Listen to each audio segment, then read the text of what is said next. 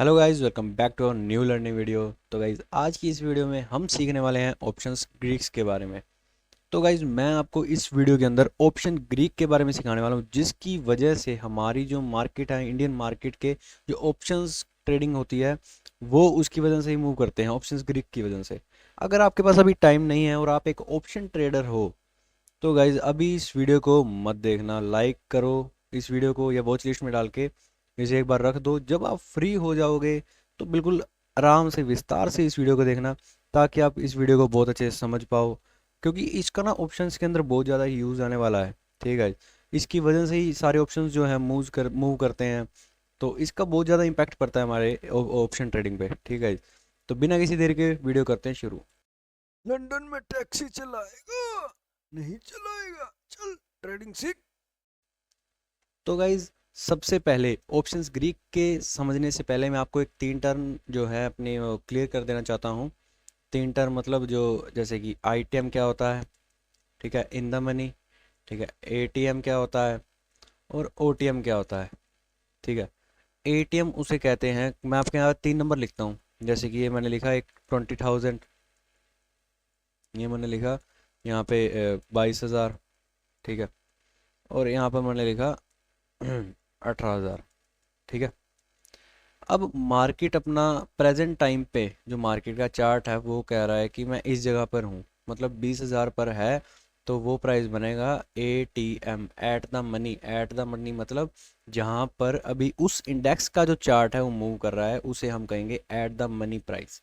ठीक है, और जो ऊपर का है, मतलब इसका जहाँ पर मार्केट अभी गया ही नहीं है, मतलब जाने वाला है। जैसे कि ये 22,000 है, ठीक है, मार्केट यहाँ पर अभी आया नहीं है, अभी आएगा आगे फ्यूचर में या थोड़ी देर बाद, तो इसे हम कहेंगे O T M, out the money strike price. ठीक है, और जहाँ से मार्केट चला गया, मतलब जहाँ से मार्केट हो गया, जहाँ से मार्केट गुजर चुका है जिस स्ट्राइक प्राइस से, उसे हम कहेंगे इन द मनी।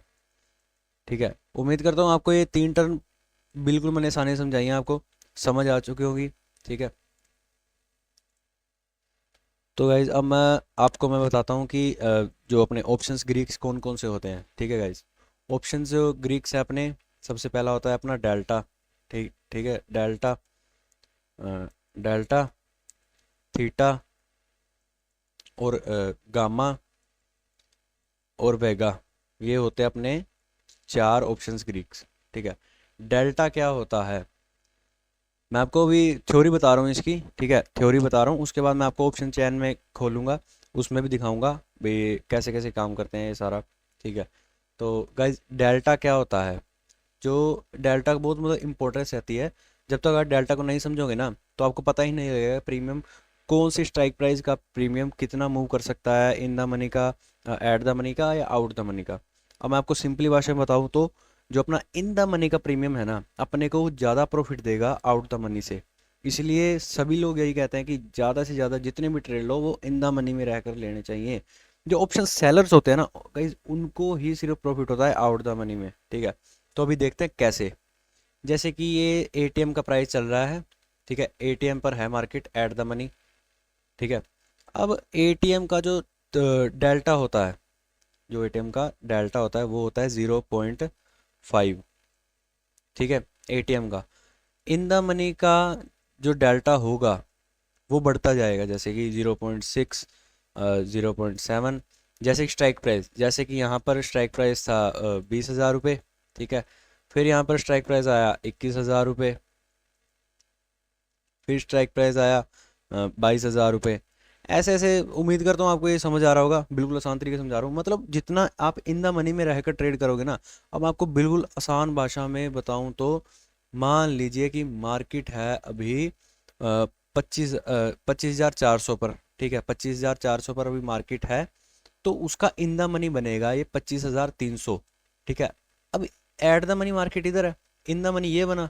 इसका जो गाइस डेल्टा होगा ना, जैसे एट द मनी का डेल्टा क्या होगा, 0.5। ठीक है, और जो इन द मनी का जो डेल्टा होगा वो होगा 0.6।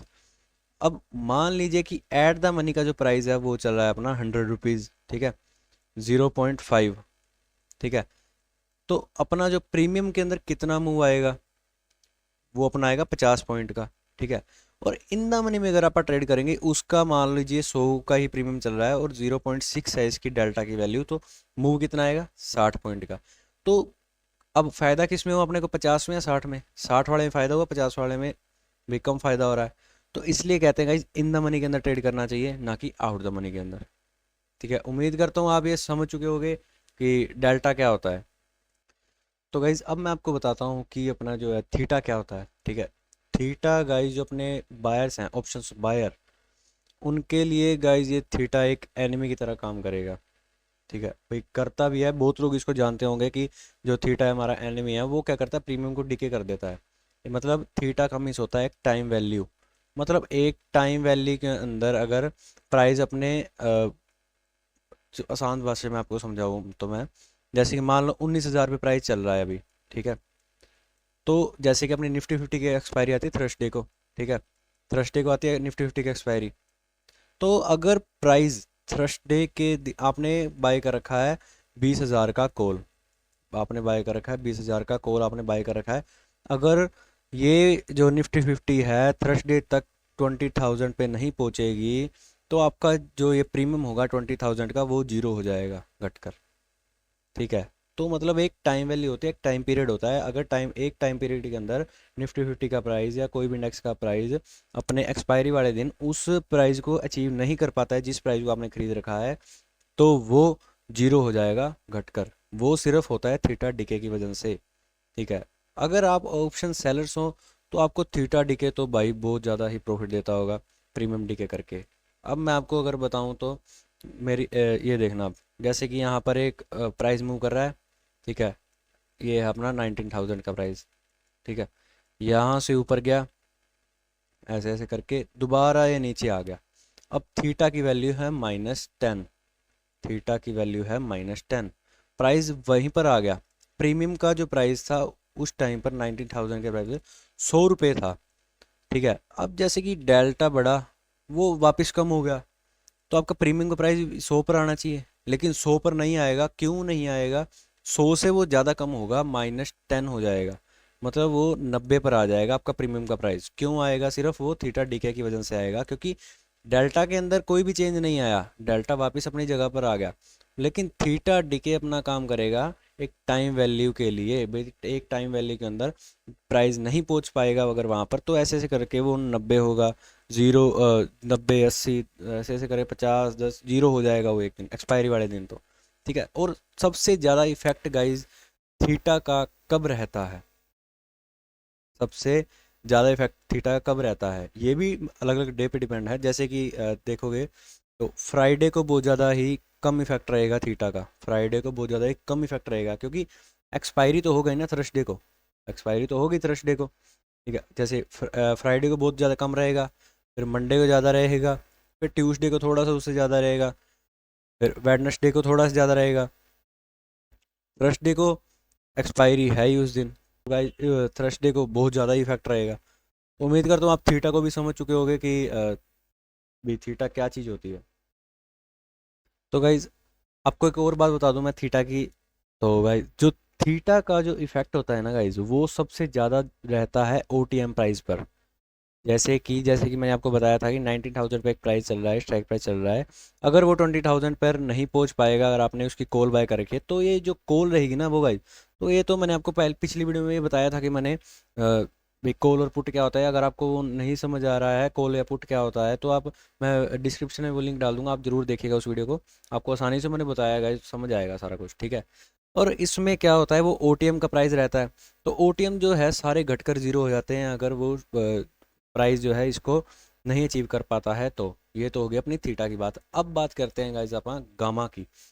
गामा क्या चीज़ होती है? गामा गाइज ये चीज़ होती है कि rate of change in delta. मतलब कि जैसे कि 20,000 पर प्राइस चल रहा है, वो प्राइस बढ़कर आया 21,000 पर। 20,000 पर उसका जो डेल्टा की वैल्यू तो 0.5 थी।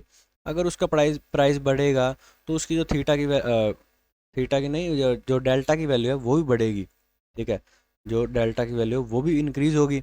अब ये जो इन दो स्ट्राइक प्राइस के बीच में जो डेल्टा है, इनके अंदर जो चेंज आया 0.1 का, वो आया गाइस चेंज किसी वजह से, गामा की वजह से। ठीक है गाइस, ये जो चेंज आया वो आया गामा की वजह से। उम्मीद करता हूँ आपको समझ आ रहा होगा, बिल्कुल आसान तरीके से मैं समझा रहा हूँ आपको।